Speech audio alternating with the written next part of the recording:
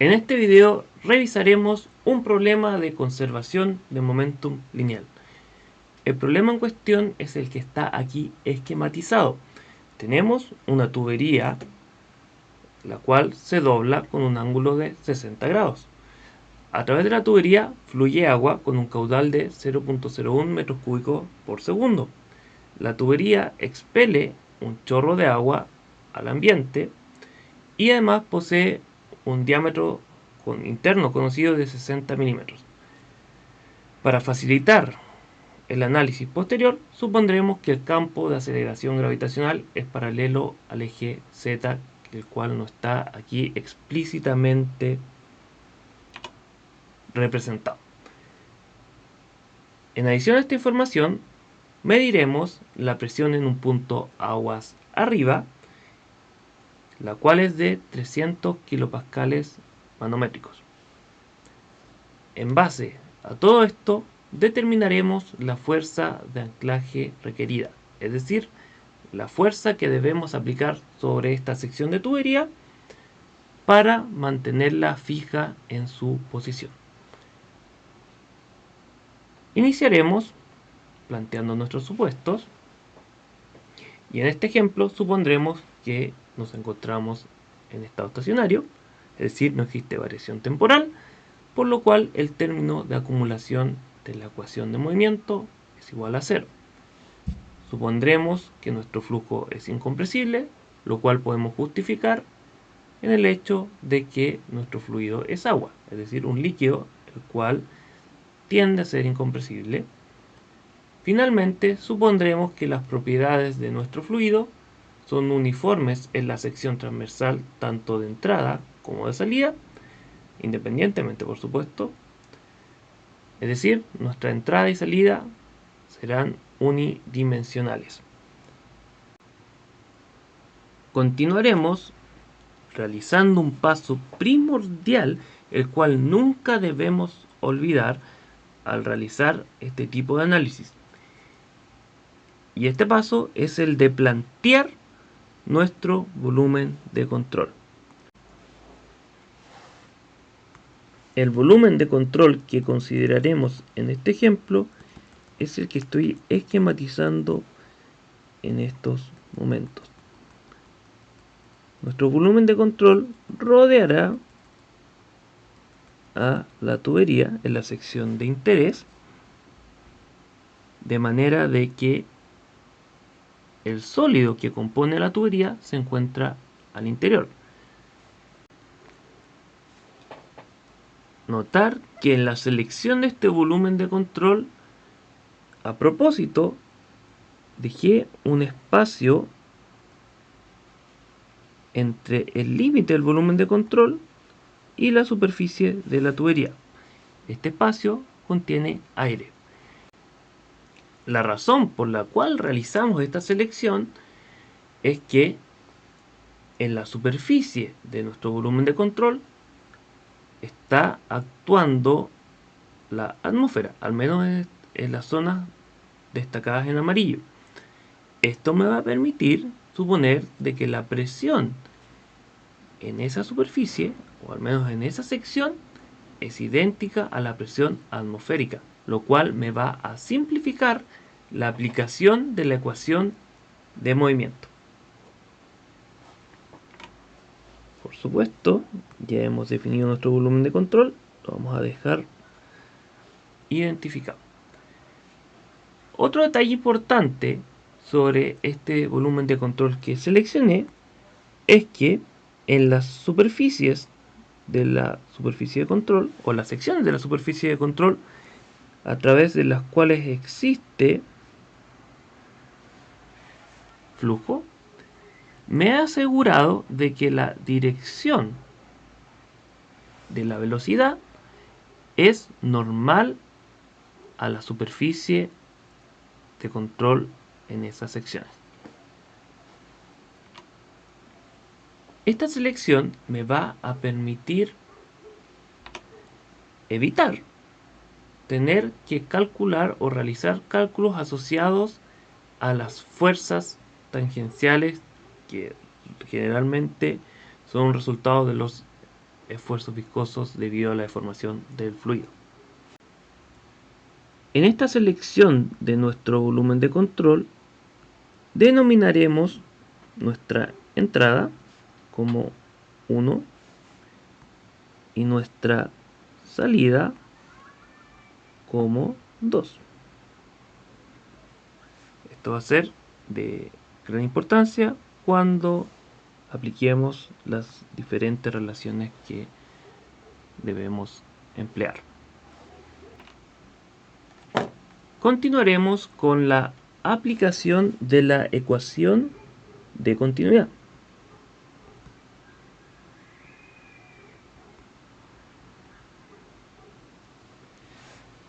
Esta ecuación o su aplicación en el problema en particular que estamos revisando puede ser trivial, pero deseo detenerme en este instante para dejar claro un detalle. Bueno, la ecuación de continuidad, basándonos en los supuestos anteriores, nos indica que el caudal en 1 ha de ser igual al caudal en 2, ya que solo poseemos una entrada y una salida. La velocidad en 1 por el área en 1 ha de ser igual a la velocidad en 2 por el área en 2, ya que ambas poseen el mismo diámetro. Tenemos rápidamente que la velocidad en 1 ha de ser igual a la velocidad en 2. Quiero destacar de que estas velocidades hablan de la velocidad promedio en la sección transversal y son velocidades escalares. Si notamos rápidamente en nuestro esquema, podemos observar que la velocidad o la componente de la velocidad en x en 1 va a ser distinta de la componente de la velocidad en x en 2. O más fácil notarlo es que la componente de la velocidad en y en 1 es 0, nuestro flujo va paralelo a x en ese punto. Sin embargo, la componente de la velocidad en y en 2 es distinta a 0. Tenemos cierto flujo paralelo a y. Entonces, si bien la ecuación de continuidad nos establece de que las velocidades promedios han de ser idénticas, eso solo me está hablando de su magnitud escalar. Lo que sí quizás nos pudiese decir esta ecuación es que, ya que ambas velocidades son idénticas, pudiésemos utilizar simplemente una velocidad característica v, la cual utilizaremos más adelante en nuestros cálculos, y cuyo valor, por supuesto, podemos calcular en base al caudal y el área de nuestra tubería. Ya habiendo planteado la ecuación de continuidad, continuaremos con la ecuación de movimiento. La forma de la ecuación de movimiento que utilizaremos es la siguiente.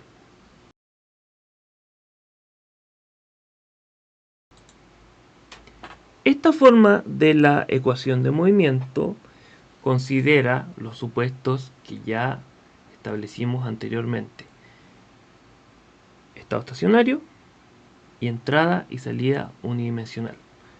Ahora, si consideramos que nuestro flujo es incompresible, claramente podemos notar que el flujo másico va a ser simplemente la densidad de nuestro fluido por el caudal, el cual se mantiene uniforme a lo largo de nuestro sistema. De esta forma, la ecuación de movimiento se reduce a lo siguiente. Y como solo tenemos una entrada y una salida, esta ecuación se reduce aún más si tomamos esto en cuenta. Es importante destacar en este punto que la ecuación aquí planteada se encuentra todavía en su forma vectorial.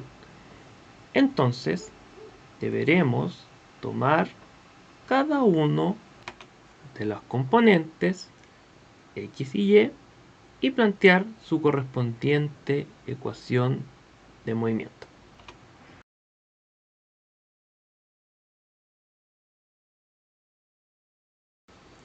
Con respecto al término de la derecha, el cual nos habla sobre el flujo de momentum neto, claramente podemos reconocer de nuestro esquema que la componente de la velocidad en x en 2 va a ser menor que la componente de la velocidad en x en 1.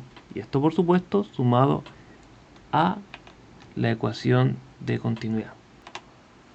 En particular, si hacemos un análisis vectorial sobre esta velocidad,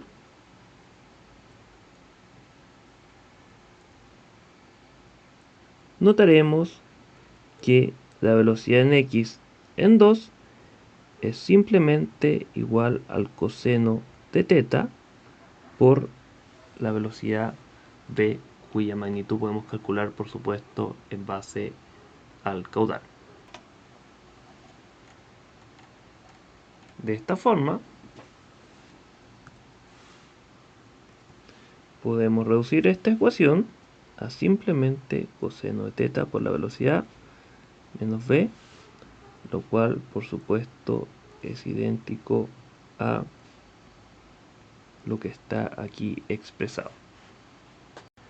Ahora nos estaría faltando identificar las fuerzas que actúan sobre nuestro volumen de control y que poseen dirección X.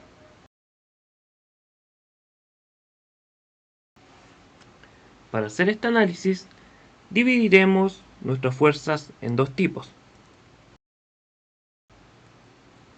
El primer tipo son las fuerzas de cuerpo o de volumen, para la cual solo consideraremos la fuerza de gravedad.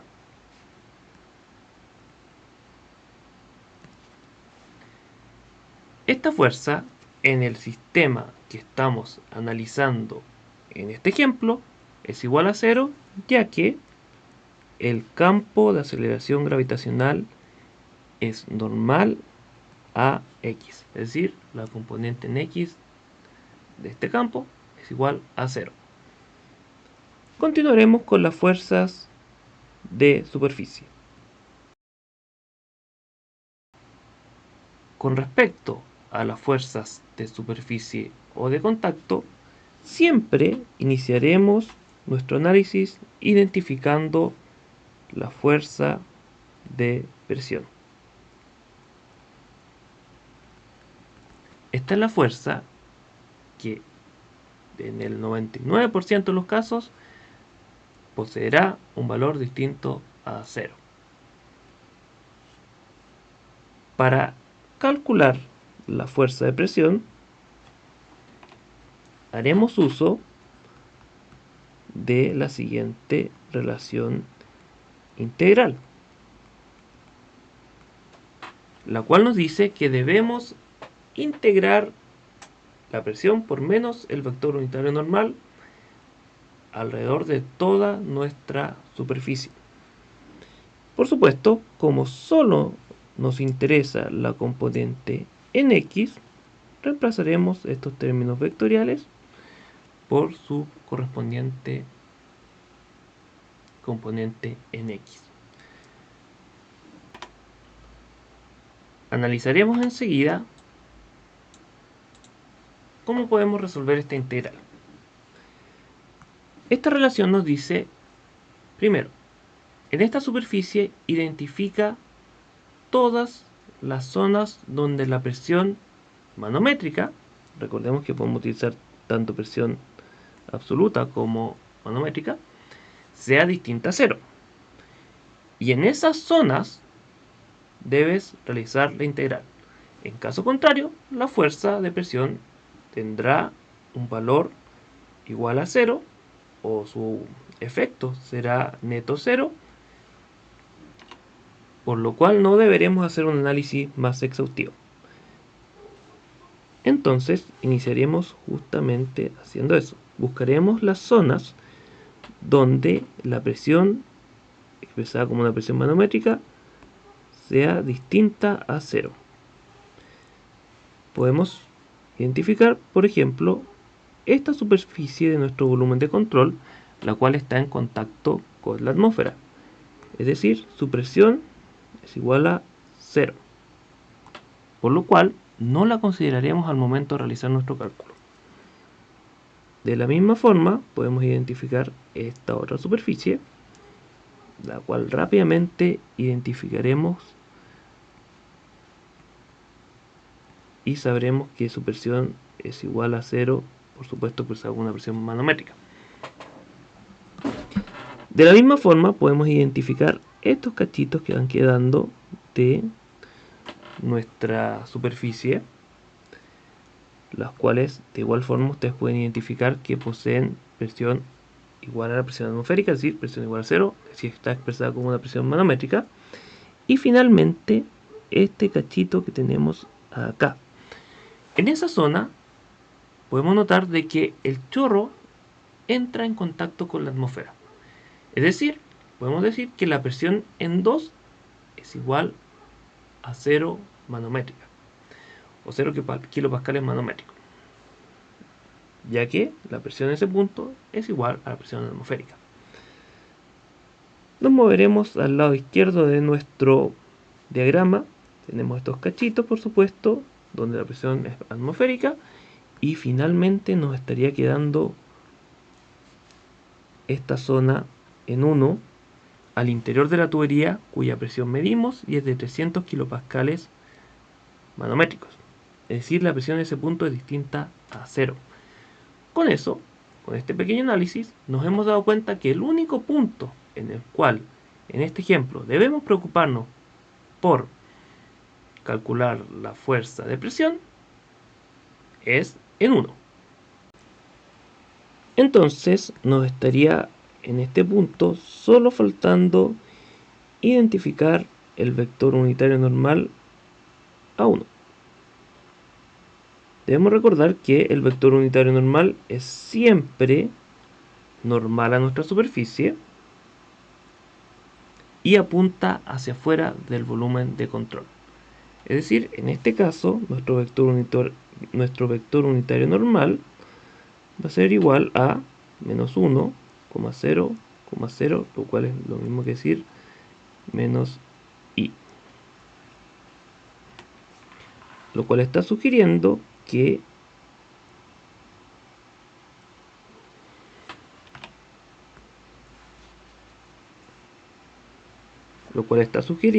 la componente en x del vector unitario normal en 1 es igual a menos 1. De esta forma, nuestra relación integral nos está indicando que la fuerza de presión neta en la componente x es simplemente igual a la presión en 1, esto lo vamos a integrar en 1, por menos el vector unitario normal en esta zona, sabiendo que la presión en 1 es de 300 kilopascales manométricos, es uniforme, podemos sacar este término de la integral. El vector unitario normal en 1 es igual a menos 1, y también es uniforme, ya que la superficie en esa zona es plana, porque lo hemos decidido así, para tener que justamente evitar tener que realizar un análisis más exhaustivo. Integral de área, lo cual simplemente nos indica que la fuerza de presión en x es igual a la presión en 1 por el área en 1, es decir, presión en 1 por pi cuartos diámetro al cuadrado. Entonces, ya hemos identificado fuerzas de cuerpo, fuerzas de superficie asociadas a la presión. Nos estarían faltando otras fuerzas de superficie. Por ejemplo, las fuerzas viscosas.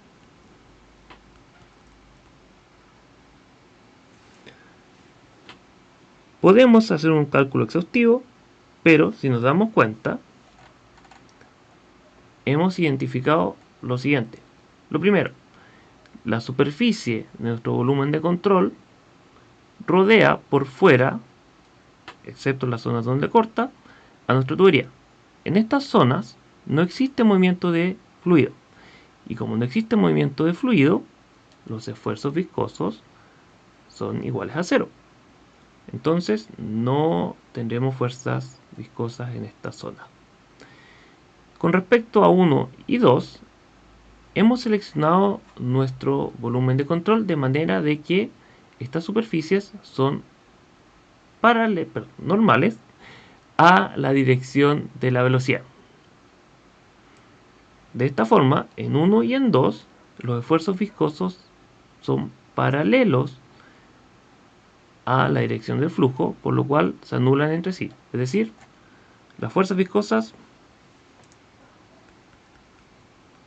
0. Hemos identificado nuestro volumen de control de una manera inteligente, lo cual nos ha evitado tener que realizar este cálculo. Finalmente, nos estaría faltando la fuerza de anclaje.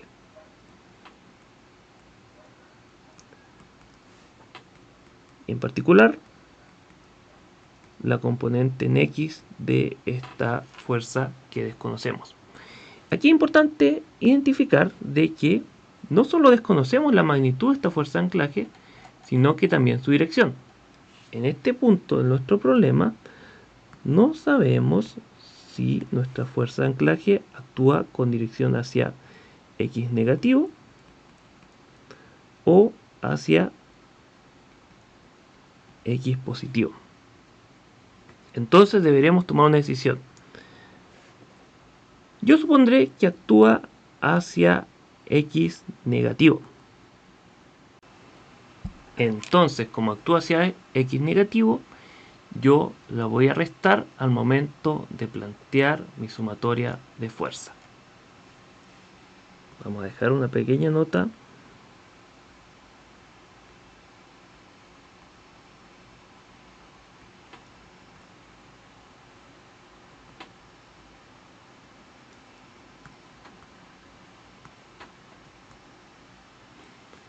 Perfecto.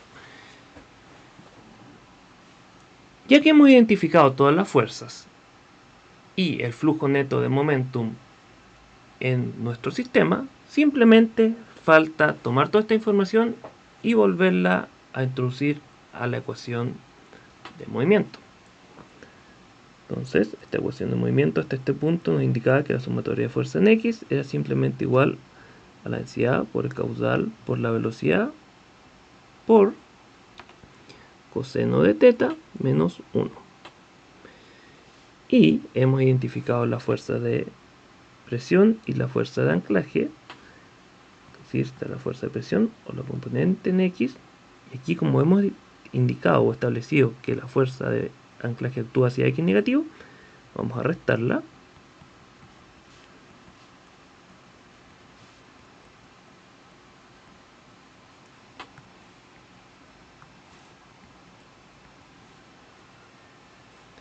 De esta forma, lo último que nos estaría faltando es calcular el valor de la componente en X de la fuerza de anclaje, simplemente despejando.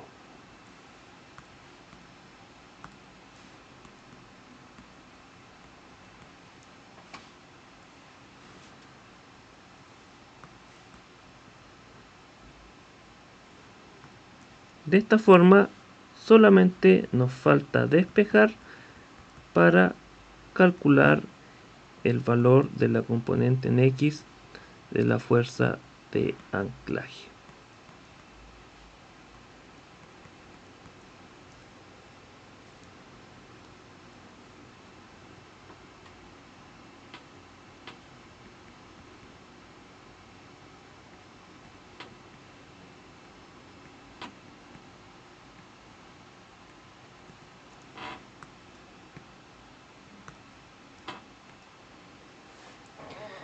En este punto podemos realizar un reemplazo de todos los valores aquí presentes y calcular la magnitud de la fuerza de anclaje, lo cual yo les voy a dejar a ustedes de tarea. Sin embargo, les comento de que tenemos dos posibilidades. Primero, es posible que realicemos este cálculo y nos dé una magnitud positiva. Si es el caso, nuestro supuesto de que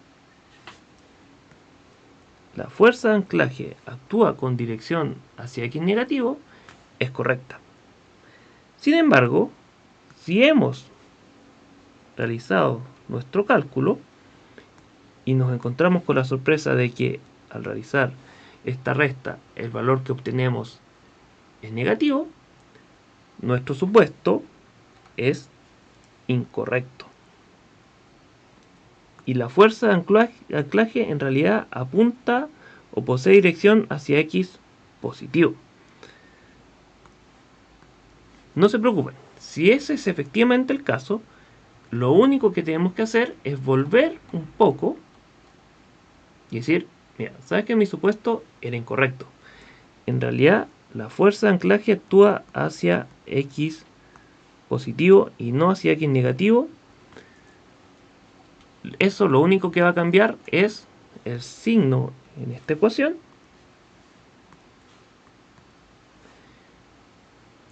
Y, por supuesto, si ustedes siguen el álgebra, se van a dar cuenta de que lo único que va a cambiar es el signo de esta resta que está acá. Es decir, si bien cometimos un error, el cual todavía en este ejemplo no he verificado, no es un error grave y simplemente tenemos que cambiar un signo. Hagamos un pequeño análisis para este ejemplo. El término de la izquierda, que contiene la presión en 1 y el área en 1, es un término positivo. El término que está a la derecha contiene la densidad, el caudal y la velocidad, los cuales siempre se expresan como valores positivos si estamos hablando de su magnitud. En particular de la velocidad, la densidad y el caudal siempre son magnitudes positivas. Entonces solo nos faltaría identificar si este término es positivo o negativo. El coseno de teta, con teta de 60 grados, ha de ser sí o sí menor a 1. Es decir, el término encerrado en amarillo es menor a 1. Y como yo lo estoy multiplicando por menos 1, puedo notar de que al término que contiene la fuerza de presión, que es positivo, le estoy sumando otro valor positivo. Es decir, en nuestro análisis original, el cual nos llevó a este resultado, y que decía que la fuerza de anclaje actúa con dirección hacia X negativo, era correcto. Entonces vamos a corregir rápidamente este pequeño cambio que yo había hecho.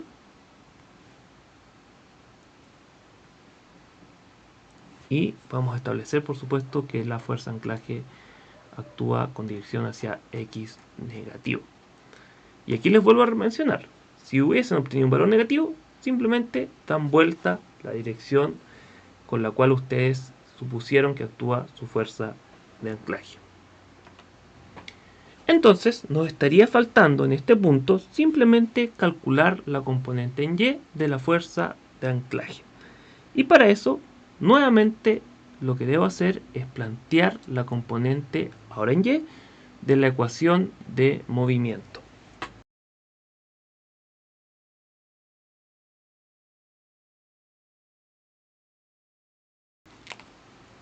En este punto podemos notar, por supuesto, que la ecuación de movimiento es bastante similar a la ecuación de movimiento en la componente en X. Solo debemos identificar nuevamente cuál es la magnitud de estas componentes de la velocidad en 1 y en 2. Y para eso volveremos sobre nuestro esquema. En 1, la velocidad es paralela a X, es decir, la componente de la velocidad en X, en Y, en 1 es igual a 0. Y en 2 podemos volver sobre nuestro esquema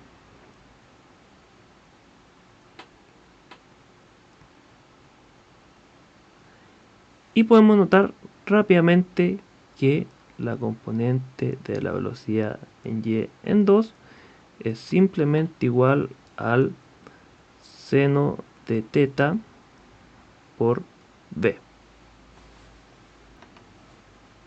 De esta forma,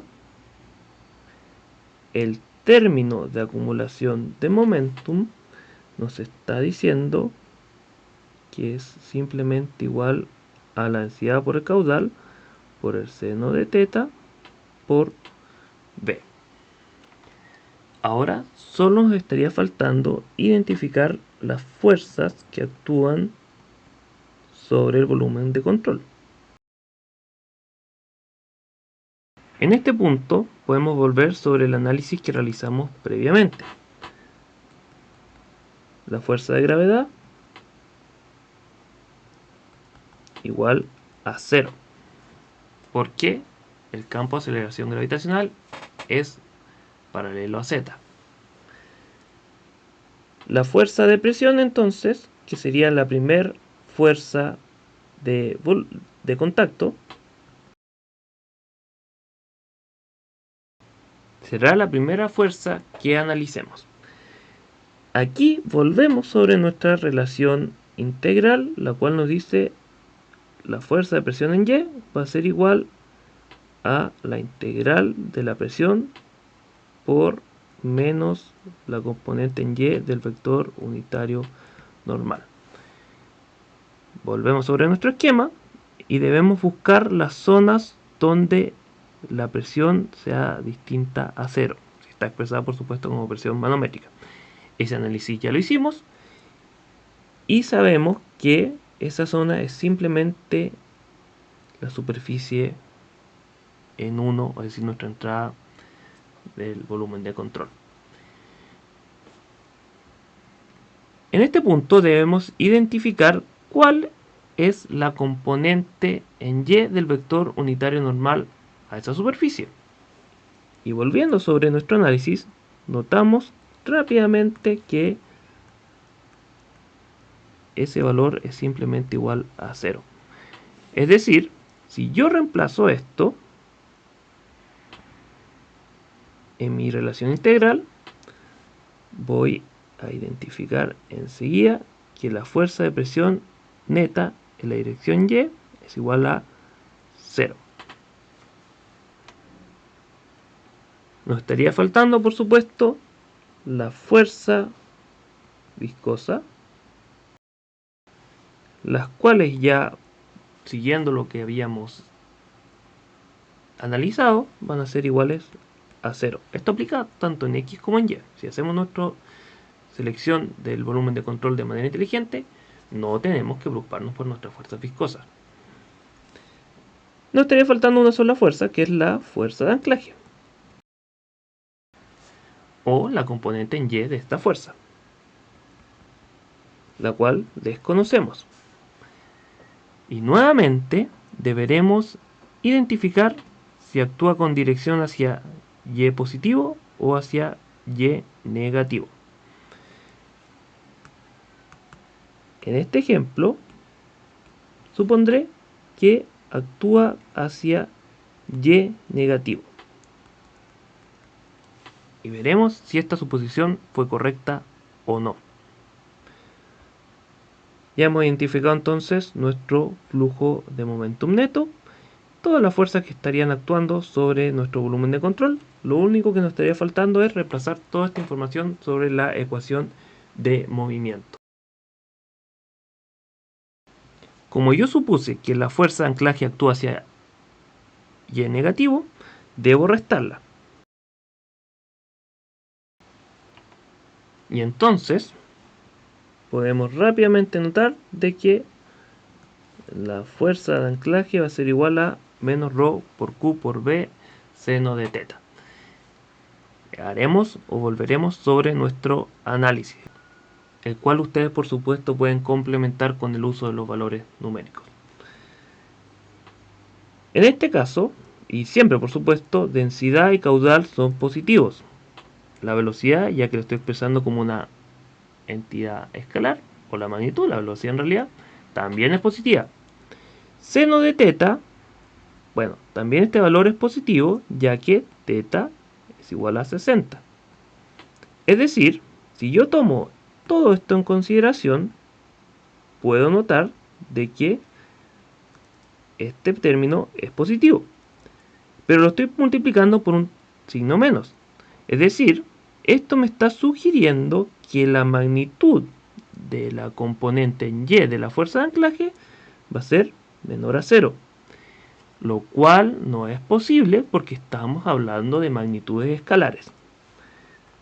Entonces, claramente mi supuesto de que la fuerza de anclaje actúa hacia Y negativo es incorrecta. Pero por suerte, en este punto lo único que tengo que hacer, después de hacer ese análisis, es cambiarle el signo y volver un poco más atrás sobre mi supuesto o mi esquema y simplemente doy vuelta la dirección con la cual estaría actuando esta fuerza.